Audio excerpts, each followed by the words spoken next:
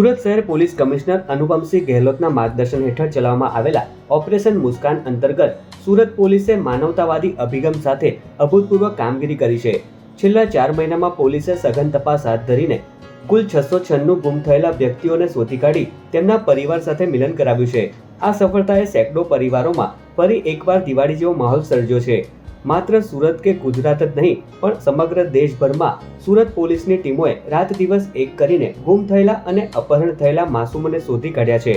Operation મુસ્કાન અંતર્ગત પોલીસે દેશના ખૂણે ખૂણે જઈને તપાસ હાથ ધરી હતી, જેનું પરિણામ આજે આપણી સામે છે।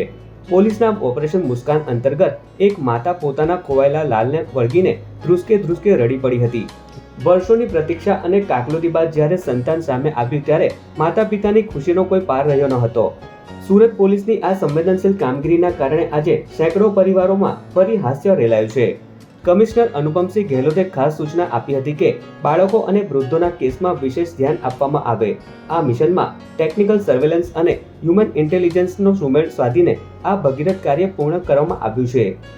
તમામ પોલીસ સ્ટેશન જે સુરત શહેરના તમામ પોલીસ સ્ટેશન એમના તમામ અધિકારી કર્મચારી એમને સતત સેન્સિટાઇઝ કરવામાં આવ્યા છે। સમગ્ર શહેરના છેલ્લા 20 વર્ષના તમામ મિસિંગ બાળકોનો ડેટાબેઝ એક સેન્ટ્રલાઇઝ તૈયાર કરવામાં આવ્યો છે અને ગેહલોત સાહેબના સીધા સુપરવિઝન હેઠળ મિસિંગ સેલની ટીમ, એએસટીયુની ટીમ આ તમામ જે ડેટા છે એનો અભ્યાસ કરીને તમામ વ્યક્તિઓનો સંપર્ક કરી રહી છે।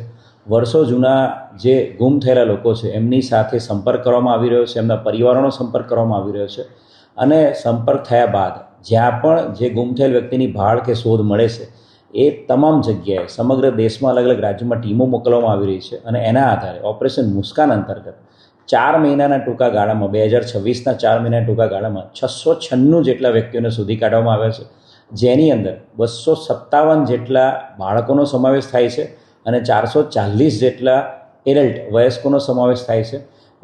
ઓપરેશન મુસ્કાન અંતર્ગત સુરત શહેર પોલીસ કમિશનર સાહેબ ખૂબ જ સંવેદનશીલ છે આ ઓપરેશન અંતર્ગત અને તમામ પોલીસ અધિકારી કર્મચારીને વખત પોલીસ કમિશનર ખાતે મિટિંગ લઈને ટ્રેનિંગ આપીને સેન્સિટાઇઝ કરવામાં આવી રહ્યા છે અને એક ચોક્કસ એસઓપી બનાવવામાં આવી છે અલગ અલગ પોલીસ સ્ટેશનોમાં જ્યાં પણ ગુમ થયેલા બાળકોની સંખ્યા વધારે છે અને કોઈ પણ વ્યક્તિ કે કોઈ બાળક ગુમ થાય છે તો તાત્કાલિક એસઓપી મુજબ તરત તમામ પોલીસ સ્ટેશનની ટીમો કામે લાગી જાય છે। નજીકના બસ સ્ટેશન, રેલવે સ્ટેશન, નજીકના પ્લેસીસના સીસીટીવી ફૂટેજ, તમામ technical intelligence, human intelligence work કરવામાં આવે છે અને સંવેદનશીલ કેસીસમાં ક્રાઇમ બ્રાન્ચ અને એસઓજીની મદદ પણ લેવામાં આવી રહી છે।